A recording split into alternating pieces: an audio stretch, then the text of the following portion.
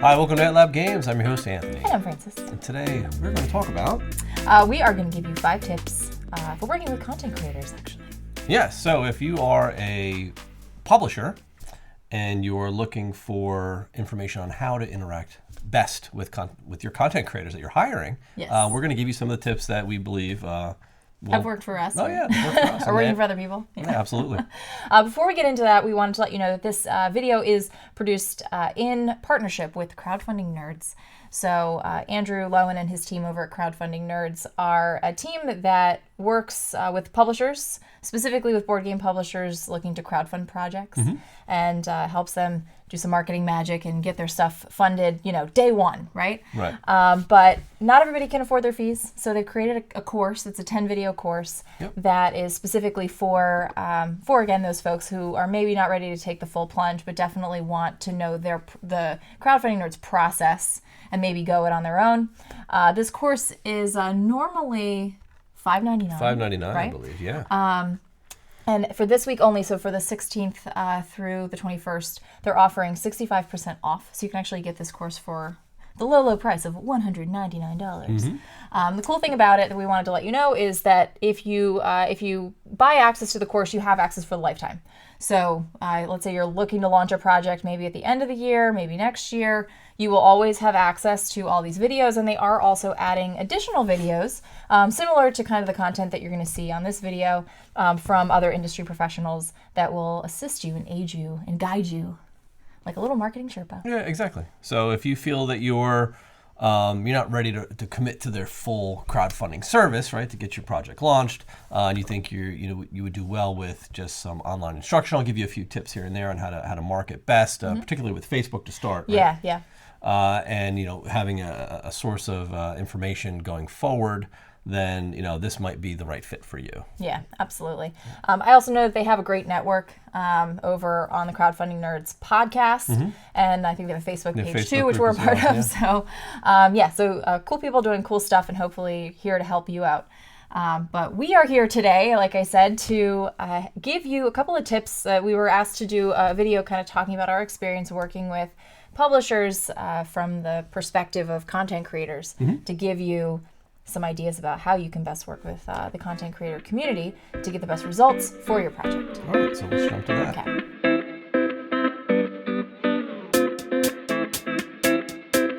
All right, before we jump into the content and the tips, we're going to give you a little bit of background about who we are. Yes. And where we came from. All right, so we've been doing board game related content on YouTube for about 10 years, so since about 2014. Anthony started the channel in 2014. So we have worked with all different types of publishers, pretty much all the big ones. Publishers, a lot of designers, them when they were smaller. Yeah. So tons of crowdfunding projects as well as published games under our belt. Right. And to complete this list, obviously we had our own list of things that we thought would be helpful for you. But we did reach out to some of our content creator friends, some of whom have much larger channels than us, others that have smaller channels, just so that we could make sure that this wasn't completely subjective. And as it turns out, is not. So this is coming from people who do this for a living, yes, content creation, and others that kind of do it as a hobby, large and small. So we've gotten a good sampling of what some of the challenges and I would say pet peeves are with regards to how they interact with publishers. Right, which can end up, potentially ruining a relationship right from the get-go. So that's our goal here today, is to help you establish really good relationships with content creators from the beginning, right, so that you have, obviously a successful campaign, but also a good relationship going forward. And Francis and I both work in the private sector, in the corporate world, so we are, used to sort of seeing this level of professionalism in communication, how to pitch clients, and so we sort of get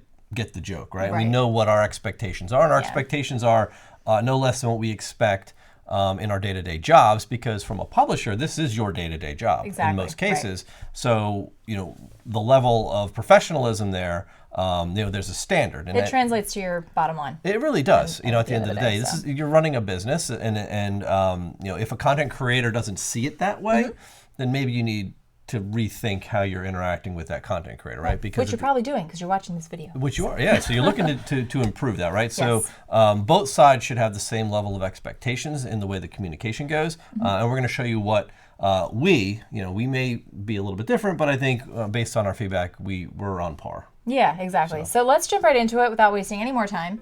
So we're going to get into our first point. All right. So. All right.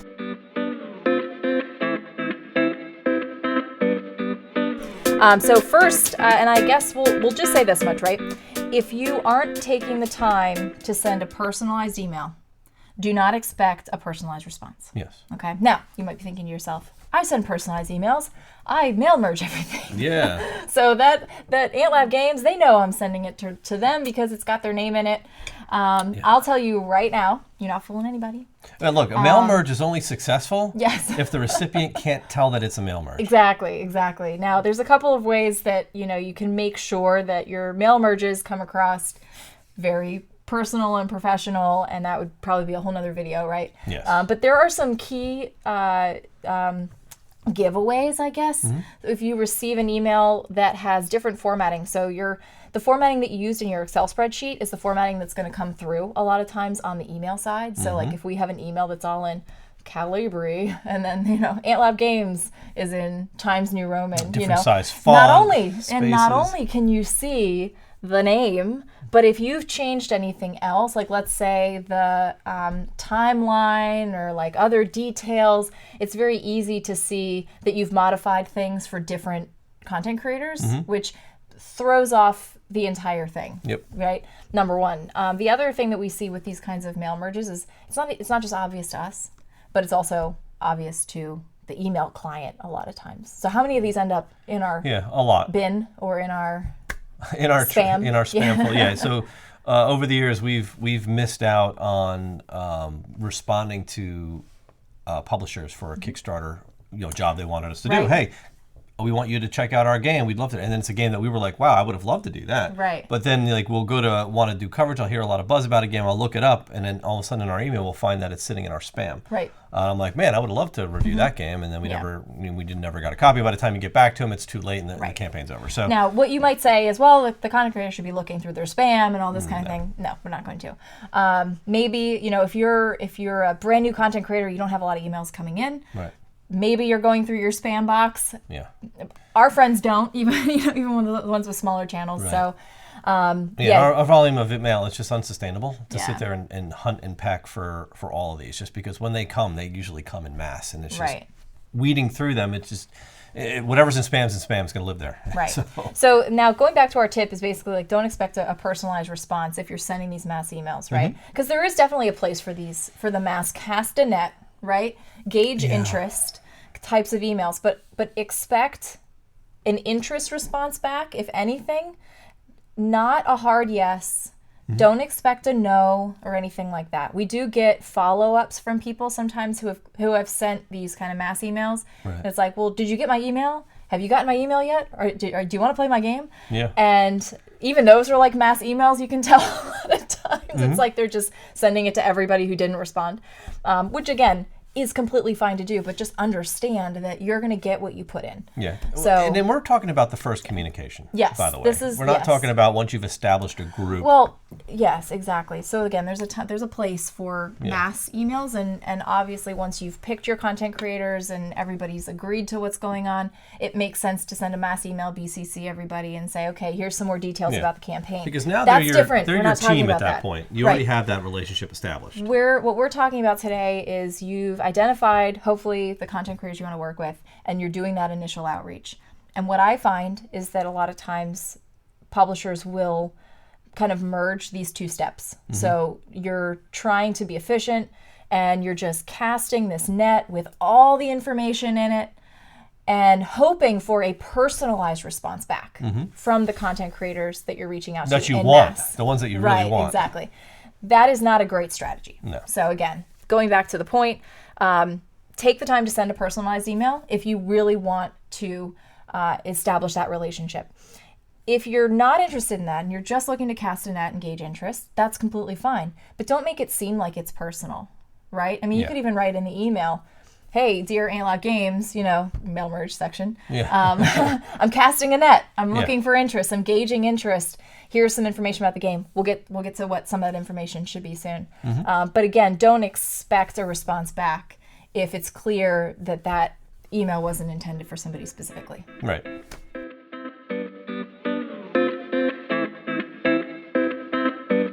All right, so the second tip is know your content creator. Yes, and not just know your content creator, but know their audience, know why their audience watches, and know what kind of content that they create. Correct. Like you need to know, are they a YouTube creator? Are they an Instagram creator? Are they a Twitter creator? Right, and who's watching? Are there watchers, viewers, followers? Are they actually buying games? Are they backing games? Right. Are they, just coming for the news? Or Is something it like is that? it a news channel? Is it a hype channel? Right. Is it a review channel? Is it a playthrough channel? Yes. Or is it a how to play channel? Right. Now, you've got many different flavors. And where are these channels? Like, is it, like when I say channel, I mean, is it Instagram, YouTube? Right. And what's the Where's best the audience? platform? Yeah, what's the audience you want? Now, again, we're not talking about how to find a content creator. And we could probably take just this topic and build out an entire course on how to find content creators that are best for your strategy. But assuming you know your marketing strategy, it's important to know what that creator does, because when you send that personalized email, you want to be able to say, hey, AntLab Games, you guys do great playthroughs. I loved your playthrough of XYZ game. Yes. That is very similar to the kind of game I'm looking to put out. I think your audience would be a great fit, and here's why. Yes. Francis, that sounds like a lot of work. It is a lot of work. It is a lot of work. But again, you are going to get in, or you're going to get out what you put in. Exactly. Right?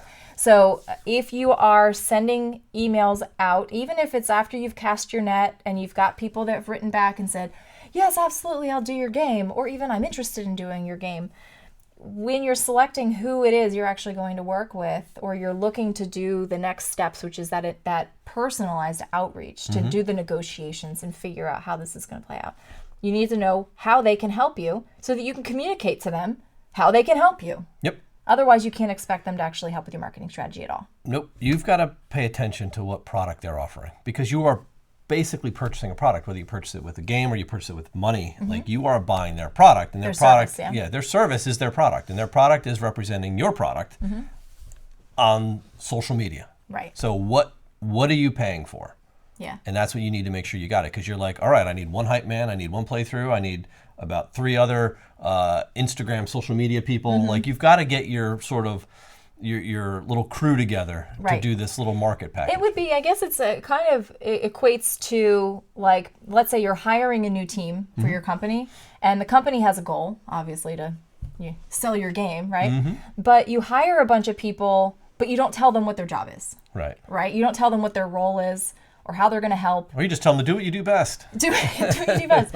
So I sleep best. So yes. Maybe that's what So I'll that is that I think is tip number 2, is just knowing your content creator. Right. And in the next couple of tips we give you, we'll explain why that's so important.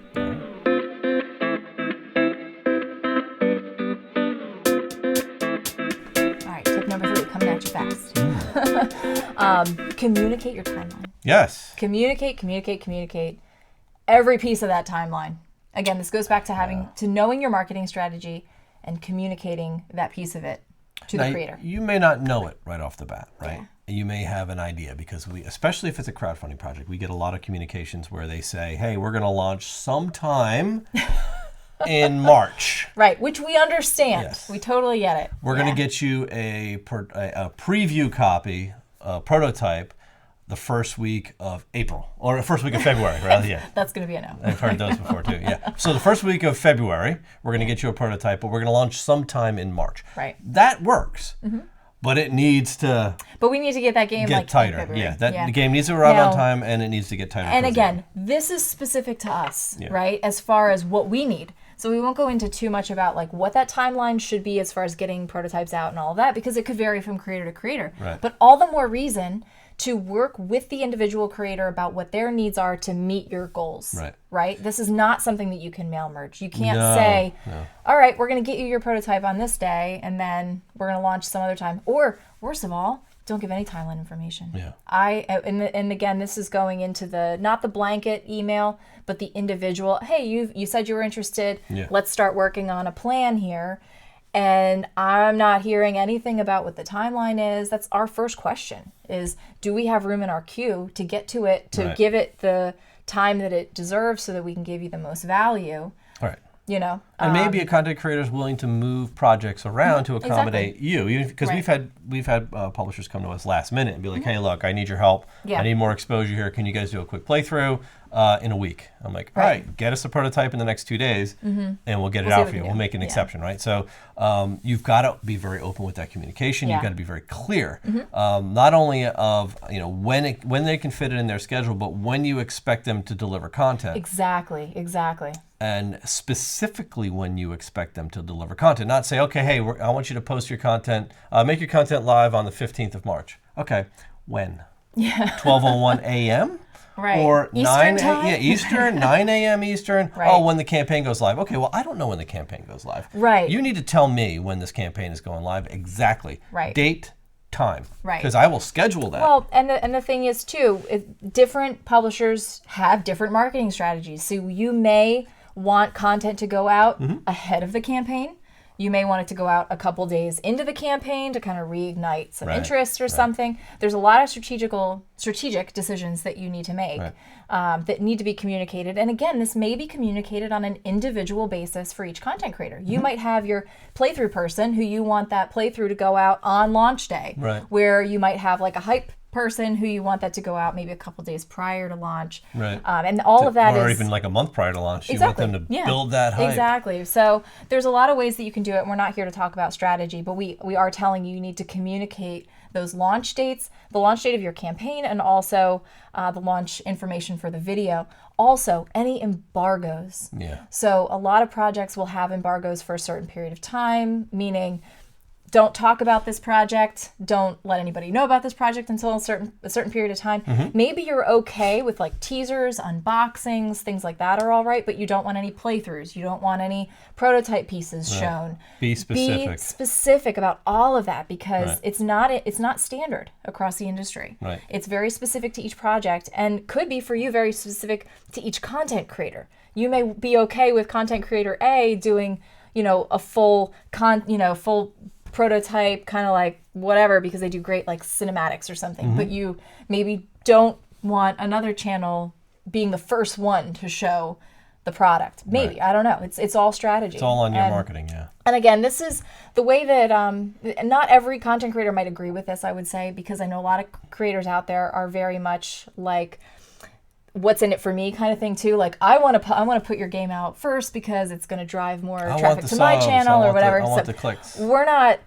really in that camp. So what we're talking about is like, how can content creators best help your marketing strategy, which is what you should be looking for.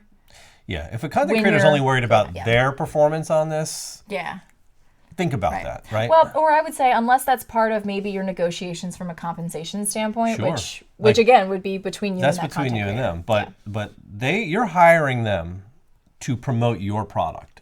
They work for you. You don't work for them. So if you find out that you're in a position that you're working for them almost, you might want to rethink that, right? Because without you, they've got no product to put out on their own channels, right? So you're the one hiring. Just remember that.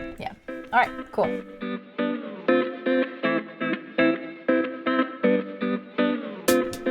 All right, tip number 4, provide tools.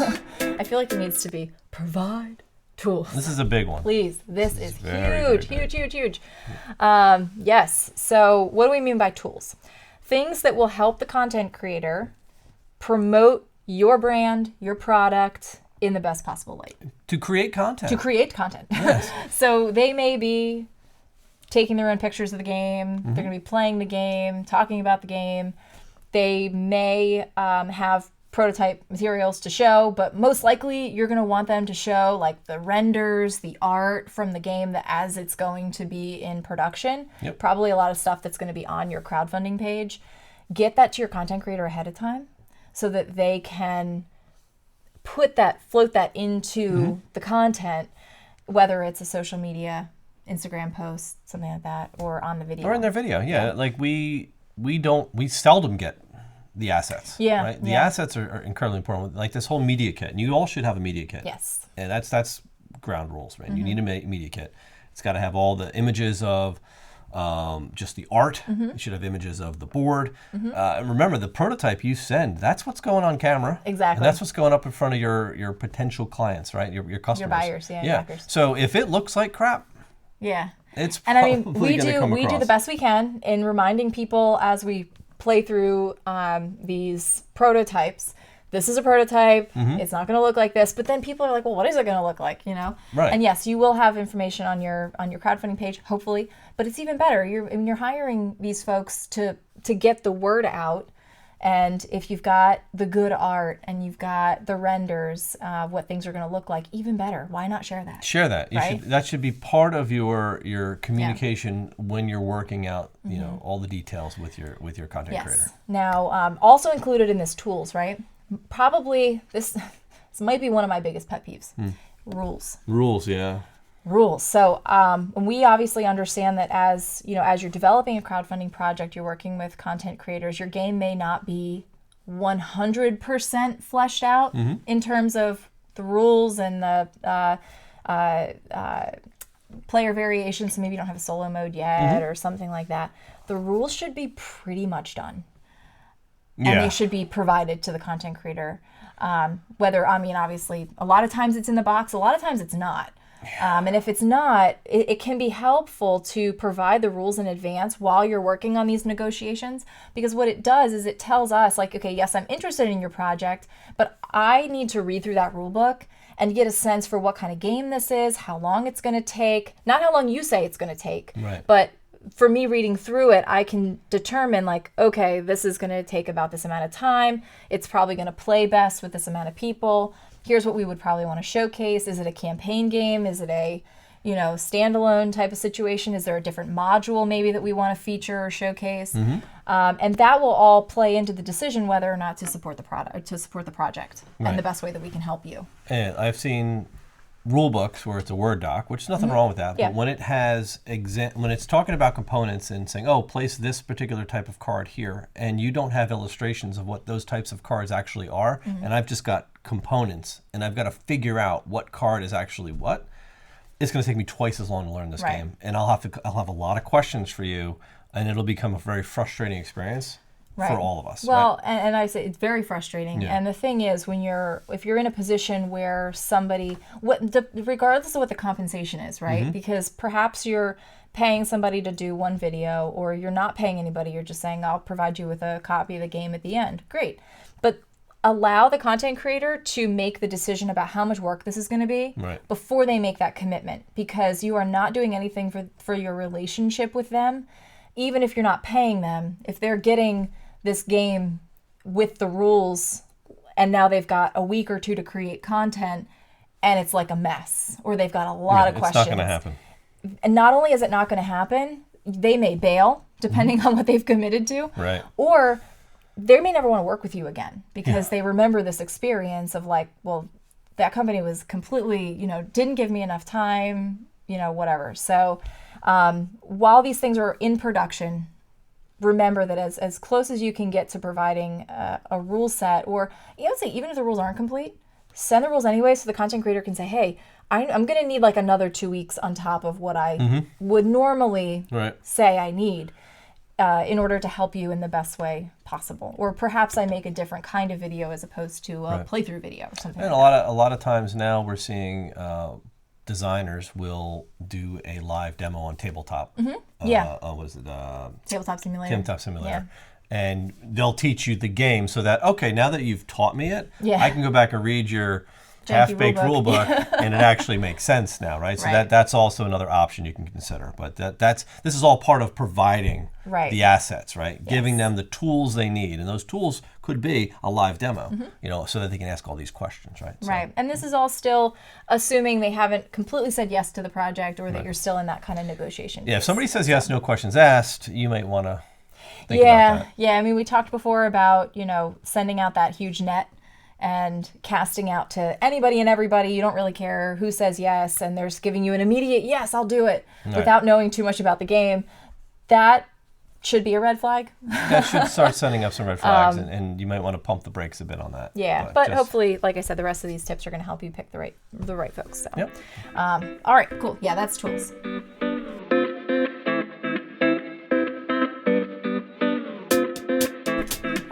arrived at our fifth and final tip. Yes. This one's a little meatier, though. So what is it? This is meaty. So for this one, we're going to say, as far as expectations go, we're going to manage expectations. Mm-hmm. Assume nothing. Stipulate everything. Everything. So this is another, again, one of our, I'm going to say pet peeves, but something we see a lot is, number one, we're asked to do content and it's just kind of loosey-goosey, up in the air. Do whatever you want. Do what you guys do.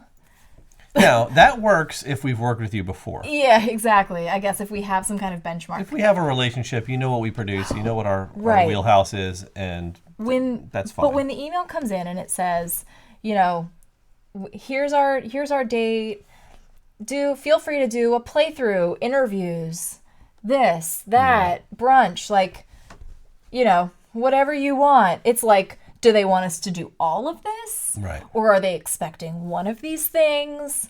These are all very different things. Mm-hmm. And it communicates that there's not a lot of understanding from you what that entails and how much work that is on behalf of the content creator. And it's very confusing for the content creator because we want to do a good job for you. We want to make you happy with the content we're making. But it requires another email back and forth anyway, so just don't say it. Just like let the person know what you want. Now, if truly you're okay with any kind of content, just ask. Be like, we'd really like a playthrough and we'd like to do an interview. Yep. Are you interested in doing either of those things? Or something. Ask for a their what do they call it? The rate sheet. Press pack, rate sheet, whatever you want. Kit, media kit or a press, like, while you're providing a media package, right, that has all the good stuff in it that they're going to need to cover your product, you should be in return asking for their rates. Yes, and services. And services, yeah. Exactly, so that you know what they offer. And I think that, like, we provide a lot of services that a lot of people don't really know. Like, we do rule book reviews. We, help with writing and all of that kind of thing. And we do, we'll do how to play videos. We'll do all kinds of things for you. But if you don't ask, you're not going to know what we're able to provide. So now we typically provide this, and you should, like I said, this is the tidbit here. So you should be asking for some sort of a press pack that your potential reviewer is going to show you what their services are, give you a menu of services and what those cost. It could be they don't cost anything, they're free, or all I want is a copy of a game. But at the end of the day, you need to know that. Right, exactly. And it's going to be different for every content creator. Yes. So when we were kind of, working with the other folks to kind of put this list together, this was something that channels that have more subs than us and do this for a living said, it's channels that do this for a hobby that have less subs said, is just a lot of confusion around what compensation is going to be, or assuming that a copy of the game was going to be enough to offset this menu of things that you kind of loosely said, can you do these things for me? And it creates a really weird situation, especially if the content creator isn't maybe as assertive or comfortable saying, no, I'd really rather not do that. They want to have a relationship with you too. So it's a little bit of a, doesn't feel so good. Right. So, take the lead. You know your strategy, again, like we said. So let the content creator know where they fit into that and what kind of content you're looking for. And then, like Anthony said, since you have their rate sheet, you know what services they provide.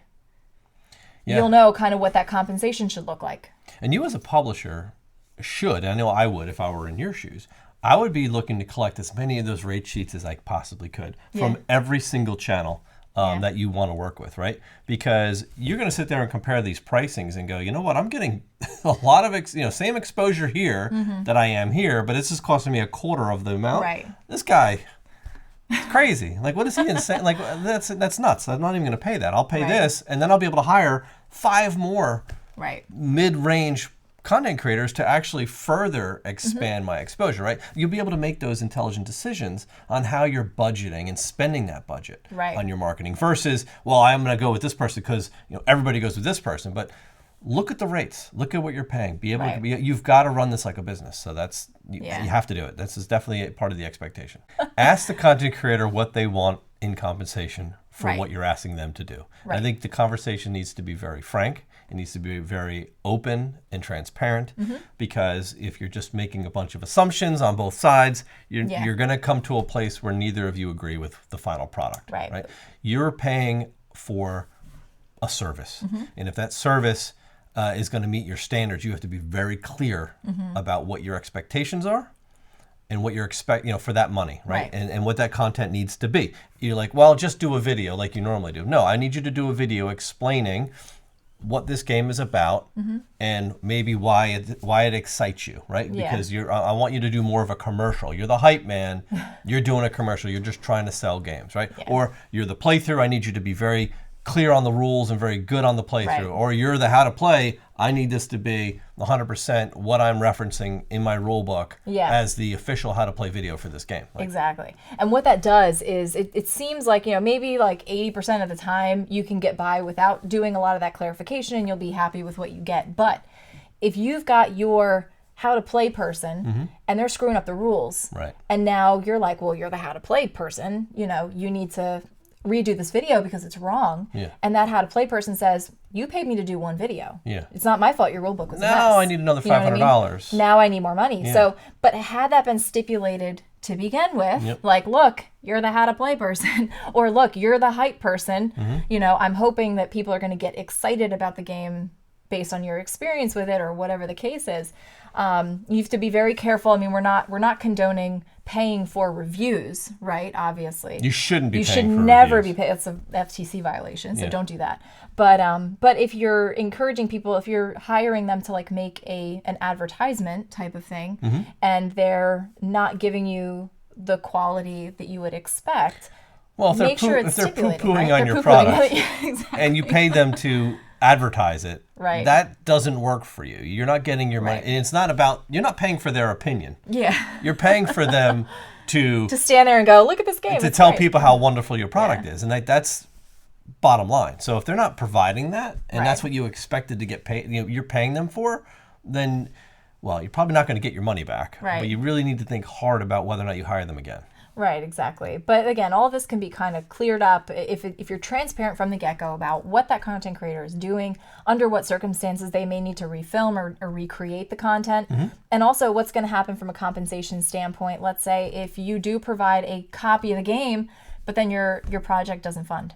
Yeah. You know what I mean? So they're getting technically paid in arrears, but then they're not getting paid They're not anything. getting paid at all. So, and yeah. again, That's a risk lot of versus this, reward. And I will say, a lot of this is on the content creator as well, is to also meet you halfway. But we're here to explain to you how you can get halfway with them, and avoid some of the drama that happens when things don't go the right way. And if the content creators aren't meeting you halfway, then you might want to cut ties there. Yeah, and find someone assess who that is. relationship. Right? There is a sea of content creators, in our really space good content today. creators. Yeah, a too, lot though. of great new content creators, a lot of great older content creators, who've been in this space and who have very loyal followings. Yeah, and those are the ones who are going to get you sales, right? The ones whose followings look for games that meet their criteria. That they get excited about, right? So if you go to a wargaming channel to pitch your Euro, you're probably not going to get, even though they have a huge audience, they're probably not going to sell your game. Right. Just saying, right? Because that's not their audience, right? So if you go to a channel that does predominantly play Euros and heavier games, those are the people who are going to buy up your product, and that's where you want to maximize your exposure. Which goes back to our earlier point about knowing your content creator, knowing their audience, and knowing why their audience is watching those videos. Right. Another thing that we like to recommend is like the affiliate links. So maybe not like they're getting a portion of the cut, but like a tracking link so that they know, that as a publisher, maybe how many of your Kickstarter referrals are coming from that content creator's video, for example. Yeah. Which, because you'd be surprised. It's better than nothing. Yeah, you'd be surprised. Maybe some of the larger channels getting a lot more clicks aren't really conversions. They're not conversions, right? So, and maybe a smaller channel who's getting, a quarter of the clicks is a much higher conversion rate. So, you're not going to see that on the surface, and you need to get more of these analytics to make better decisions, right, for your company.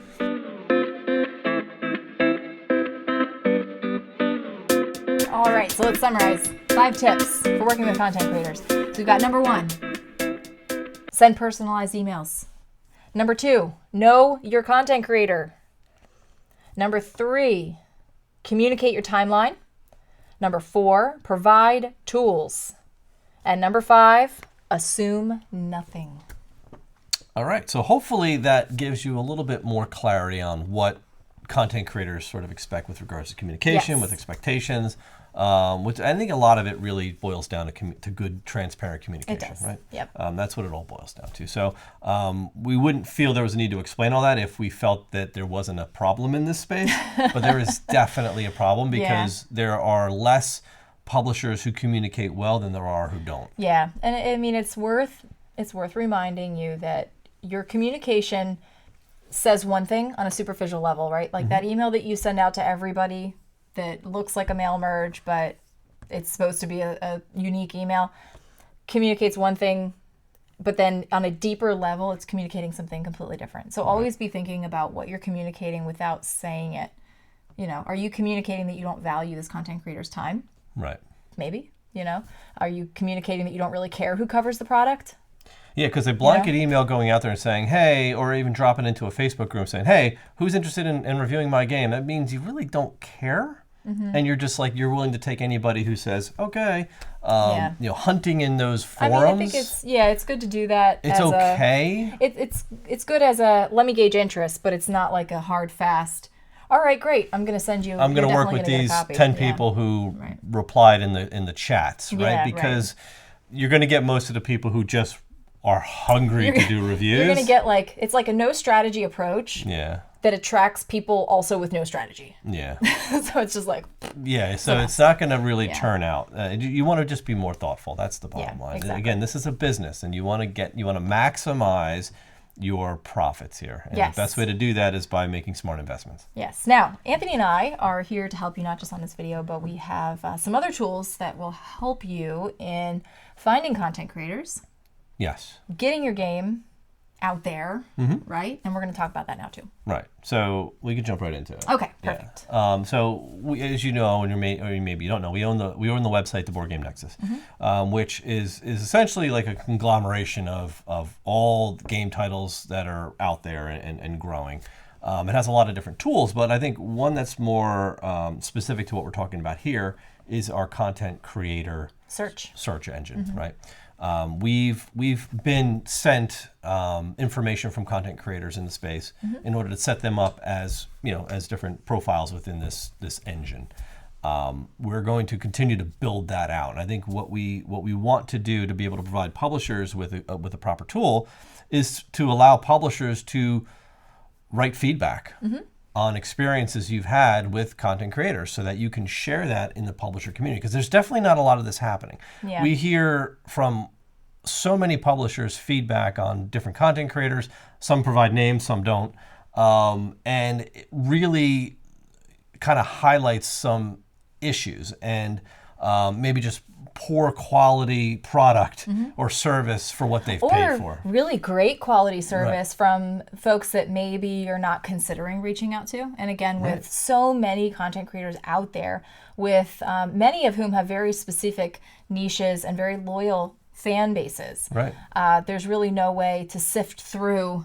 It is a daunting task. I mean, we don't envy you at all for having to go through all of that. You're not going to go hire a handyman or a plumber without making sure you kind of did a little bit of vetting first, right? Right. And that's not going to cost you as much as it probably is to pay a content creator in today's world, right? The prices have gone up, and it's almost to a point where it's laughable. But you need to be able to go out and have sort of an Angie's List of content creators and say, who are the ones that are providing good, solid content at a reasonable price, right? Or who are the ones who are just have such an inflated price that really, and are kind of just calling it in, right?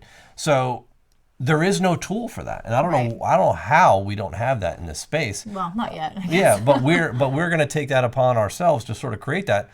So we're going to start adding content creators to this based on feedback, but we need the publishers to provide that information. You've got to be willing to talk about it. Now you can have anonymity.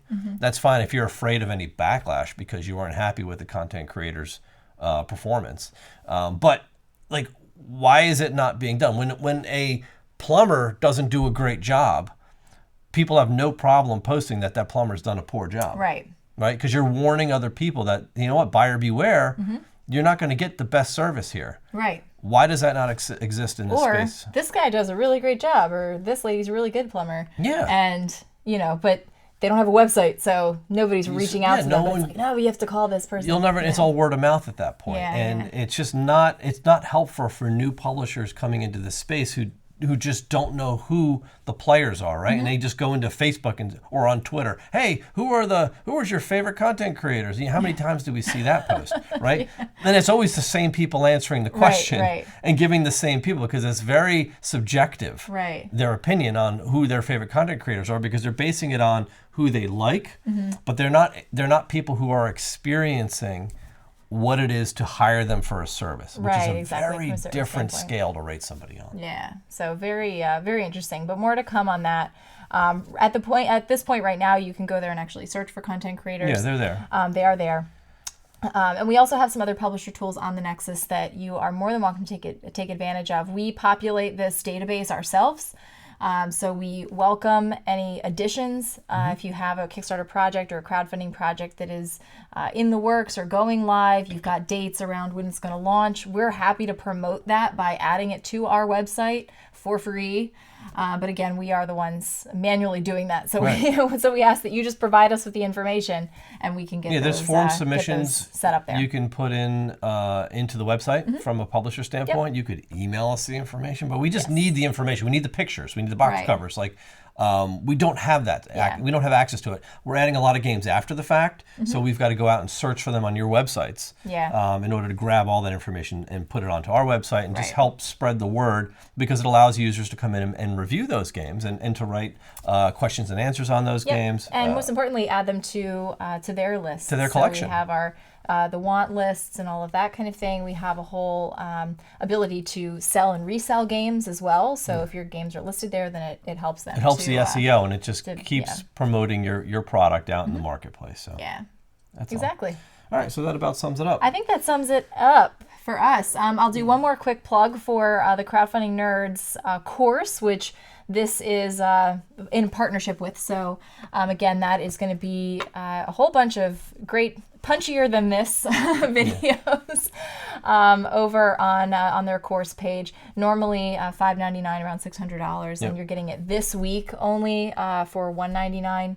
And again, you're able to access all of that information for a lifetime. Yeah, it's a no-brainer. If you're a publisher in this space, like for you to not have access to these extra resources at this price point is going to cost you less than a review video. Yeah, and we strongly recommend heading over and at least just checking out their page for it, because they have testimonials from folks who have actually worked on projects with them. Yeah. They launched their own Project Deliverance, and it made, I don't remember, but tons and tons and tons of money, like day one. So they definitely know what they're doing, more than we do from a strategy standpoint. Right.